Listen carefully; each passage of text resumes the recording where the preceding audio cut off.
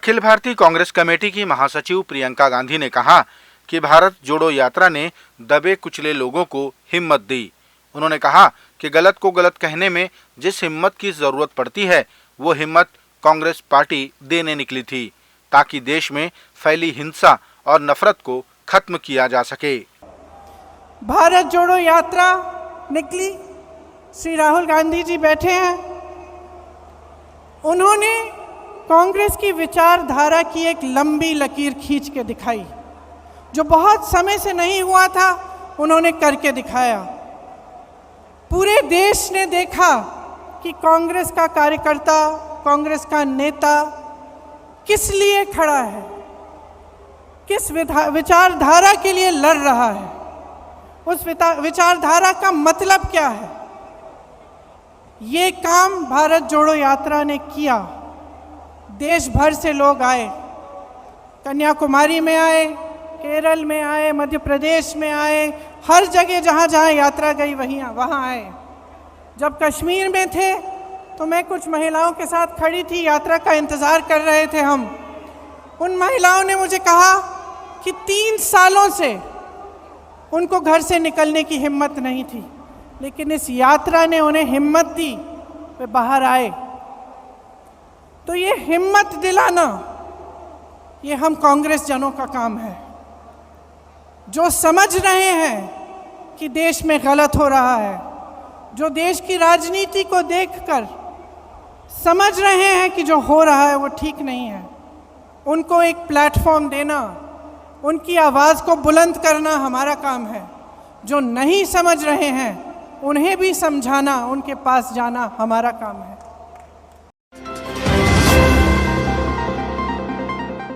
रायगढ़ जिले के घरघोड़ा में एनटीपीसी द्वारा आयोजित बसंत मेला के आयोजन में तिलई पानी के महिला समूहों को कार्य प्रदान करने पर आक्रोशित घरघोड़ा महिला स्व सहायता समूह की महिलाओं ने एनटीपीसी वापस जाओ के नारे लगाए और मेले का विरोध किया।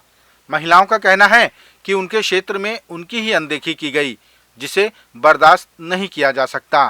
तो एनटीपीसी आज तक तो हमारे लिए कुछ नहीं किया। जैसे तिलई पाली के महिला समूह आके यहाँ कार्यक्रम मना रहा है और जैसे बिछी नारा साइड के मना रहे हैं, तो हम चाहते हैं कि हम घरघोड़ा में इतने महिला समूह हैं तो हम भी उसका लाभ लें, हम भी उनसे शामिल होते तो हमको भी अच्छा लगता है, लेकिन हमको क्यों इन्फॉर्म नहीं किया गया है। तो इस चीज़ से हम एनटीपीसी से नाराजगी हैं। और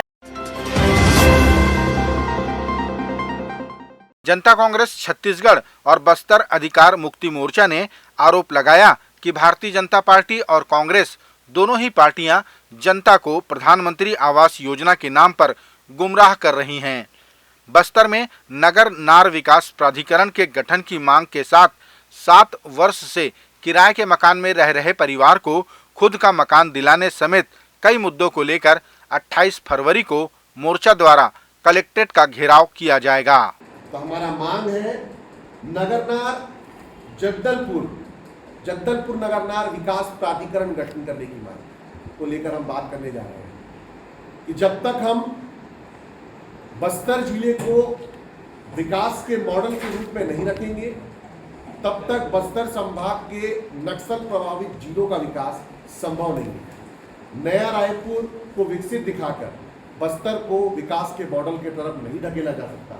इसीलिए यदि सरकार, चाहे वो कांग्रेस की हो या भाजपा की हो, और यहाँ के सांसद विधायक यदि वास्तव में बस्तर के विकास के पक्षधर है तो वो जगदलपुर नगरनार विकास प्राधिकरण का गठन करें और जगदलपुर के आसपास के 7 ब्लॉक और जगदलपुर शहर को एक विकास के मॉडल के रूप में प्रदर्शित करें, तभी विकास जो है वो चल सकती है।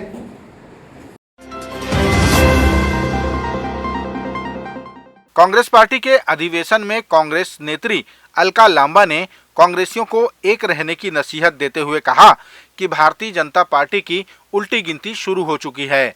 उन्होंने कहा कि राजस्थान में आज भी 500 रुपए में घरेलू सिलेंडर मिलता है। इसी तरह छत्तीसगढ़ सरकार के मॉडल को हिमाचल प्रदेश में लागू किया जाएगा और धीरे धीरे भारतीय जनता पार्टी को पतन की ओर जाता देश देखेगा। राहुल गांधी जी के नेतृत्व में मल्लिकार्जुन खड़गे जी को विश्वास दिलाते हैं कि इस देश की तानाशाह सरकार को हम झुका कर रहेंगे। राजस्थान के मुख्यमंत्री मंच पर है, हम इस आधी आबादी जो महंगाई की मार झेल रही है, राजस्थान के मुख्यमंत्री का धन्यवाद करते हैं। देश में अगर कहीं पर भी मात्र 500 रुपए में एलपीजी गैस का सिलेंडर मिल रहा है तो वो राजस्थान में कांग्रेस की सरकार में मिल रहा है।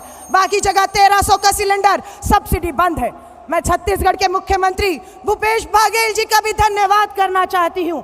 हम लोग छत्तीसगढ़ के मॉडल पर हिमाचल का चुनाव जीत कर आए हैं। इसके लिए छत्तीसगढ़ की सरकार, उसका मॉडल और उनको भी बधाई देना चाहती हूं। भाजपा की उल्टी गिनती शुरू हो चुकी है। बस इसी जोश और जज्बे के साथ एक रहते हुए हमें इन फिरकाप्रस्त ताकतों से लड़ना होगा। छत्तीसगढ़ की राजधानी रायपुर में आयोजित हुए कांग्रेस पार्टी के महाअधिवेशन को लेकर भारतीय जनता पार्टी ने कई सवाल खड़े किए। प्रदेश अध्यक्ष अरुण साव ने पूछा कि चुनाव के दौरान किए गए वादे क्या पूरे किए गए।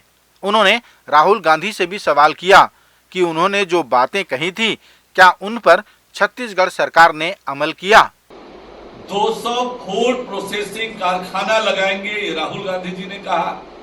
आपके खेत के बगल में वो कारखाना लगेगा, अपना अनाज, अब फसल आप बेच सकोगे।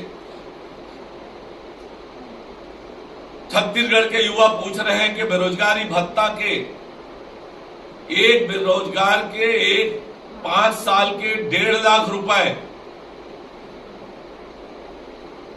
वो कब मिलेंगे।